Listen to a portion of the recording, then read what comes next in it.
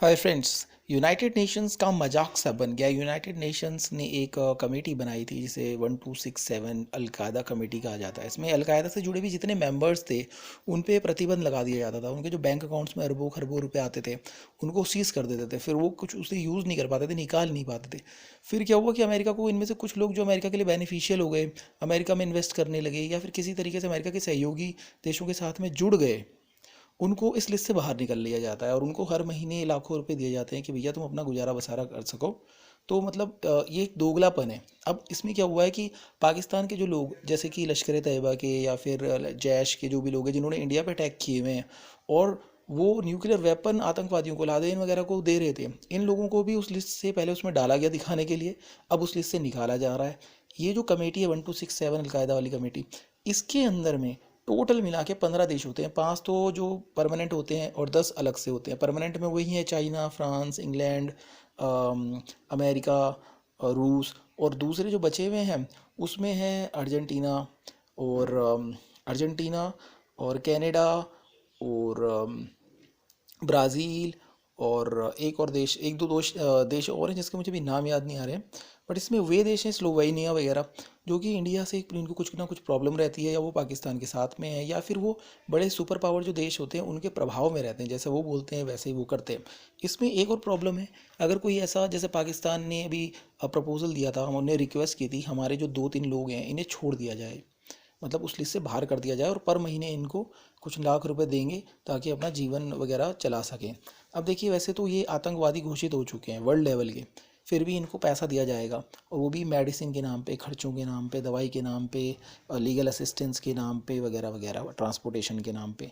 तो आप सोचिए, जब इनको पैसा यूज़ करने की अनुमति मिल जाएगी तो क्या ये फिर से आतंकवादी गतिविधियां नहीं करेंगे? और ख़ासतौर से इंडिया में ये लोग, जो जकीर रहमान लखवी है जिसे छोड़ा है, लश्कर तैयबा का हेड, ये इंडिया में हमले करवा चुका है बंदा। खालिस्तानी जो गोपाल चावला है उससे भी मिल चुका है बंदा, ये गोपाल चावला इनके प्रभाव में, और इंडिया खालिस्तान अलग कराने की मांग करते हैं साथ में, मतलब फिर इन्हें पीओके की समर्थन भी करना पड़ता है। तो अब ये देखिए, इस बंदे को, जो जकीउरमान लखवी है, और एक इनका जो रशीदुद्दीन, जो इनका न्यूक्लियर साइंटिस्ट है, इनको इस लिस्ट से अभी बाहर छोड़ा गया है इनको। और ये बंदे जो हैं अब बाहर आके फिर से वही आतंकवादियों वाले काम करेंगे, सबको पता है। लेकिन इनको छोड़ा क्यों गया है ये कोई नहीं जानता, क्योंकि जो लिस्ट होती है ना, जो 15 मेंबर्स होते हैं, 5 मेंबर परमानेंट, 10 मेंबर टेम्प, वो जो नॉन परमानेंट वाले, वो देशों में उनका एक रेजोल्यूशन पास होता है। उसमें ये होता है कि सबके 15 के 15 जो होते हैं उनमें से अगर कोई एक या दो भी इसको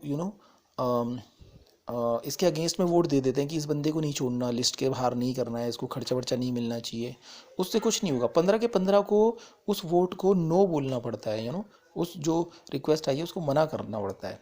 अगर ऐसा नहीं होता तो उसमें जो सैंक्शन लगे होते हैं उनको हटा लिया जाता है। अगर 15 के 15 ने बोल दिया कि ये बंदा ख़राब है, इसके खिलाफ जो रिक्वेस्ट, इसको सैंक्शन लगे रहने चाहिए, इसको कोई पैसा नहीं मिलेगा, तब जाके वो जो रिक्वेस्ट होती है वो रिजेक्ट होती है। लेकिन अगर रिक्वेस्ट वहाँ पे आई और बाकियों ने हाँ बोल दिया, सिर्फ एक ही बंदे ने उसके लिए मना किया, तो भी वो बंदे को फ़ायदा मिल जाएगा। इसका मतलब ये है कि एक डमी संस्था है, और इसमें सिर्फ जो सुपर पावर देश हैं, जैसे जो मेन अमेरिका, चाइना, रशिया, इनको जो बेनिफिट पहुंचा, यूके, इनको प्रॉफिट पहुंचाने वाले जो आतंकवादी अगर होते भी हैं तो उनको बाहर कर दिया जाता है। मतलब जो आतंकवादी इनको पैसा दे रहा है, या फिर इनके प्रोजेक्ट में पैसा लगाना शुरू कर दे, या फिर इनको कोई मिलिट्री सूचनाएं देने लग जाए, अपने ही आतंकवादी गैंग की, जो डबल एजेंट बन जाते हैं, उनको, ये जो लोग हैं, वो ग्रे, जो आतंकवादियों की जो लिस्ट है 1267 कमेटी वाली जो लिस्ट है जिसमें इन्हें डाला गया होता है, उनसे इन्हें बाहर निकाल लिया जाता है। उनको फैसिलिटियाँ दी जाती हैं, खाने की, पीने की, मेडिसिन की।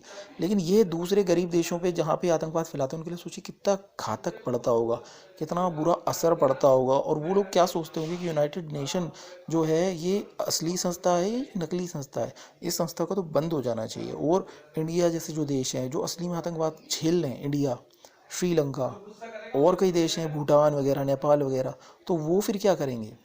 वो वैसी ही कार्रवाइयाँ करेंगे जैसे कि श्रीलंका ने करी है। बम विस्फोटों के बाद वहाँ पे बुर्का वगैरह बैन किया है। म्यांमार वगैरह ने वहाँ से रोहिंग्या लोगों को भगाया है, वो इसीलिए भगाया क्योंकि आतंकवादी गतिविधियाँ करते हैं। बट सुपर पावर्स उन पे कोई एक्शन नहीं लेते। अब इंडिया को भी इसी तरीके से देखिए प्रॉब्लम आ रही है। अब इंडिया को एक्शन लेना चाहिए। मैं तो कहूँगा कि इंडिया को बहावलपुर में जो एक बहुत बड़ा यूनिवर्सिटी टाइप की है, बहुत बड़ा मदरसा जहाँ पे आतंकवादी पैदा किए जाते हैं, उसको उड़ा देना चाहिए इंडिया को। या फिर जो बड़े बड़े इंस्टीट्यूशन है पाकिस्तान के, उन पे अटैक करना चाहिए सीधा। और ऐसी जो बड़ी संस्थाएं हैं यूनाइटेड नेशन की, जो दिखावे के लिए बनी हैं और सिर्फ बड़ी सुपर पावर के फ़ायदे के लिए बनी है, उससे बाहर निकल के इंडिया को इन पे अटैक करना चाहिए। और ये नहीं सोचना चाहिए कि इसका प्रभाव क्या होगा। अभी जो प्रभाव पड़ रहा है वही बहुत बुरा है। एटलीस्ट इन्हें ख़त्म करके फ्यूचर तो हमारा सुरक्षित हो सकता है।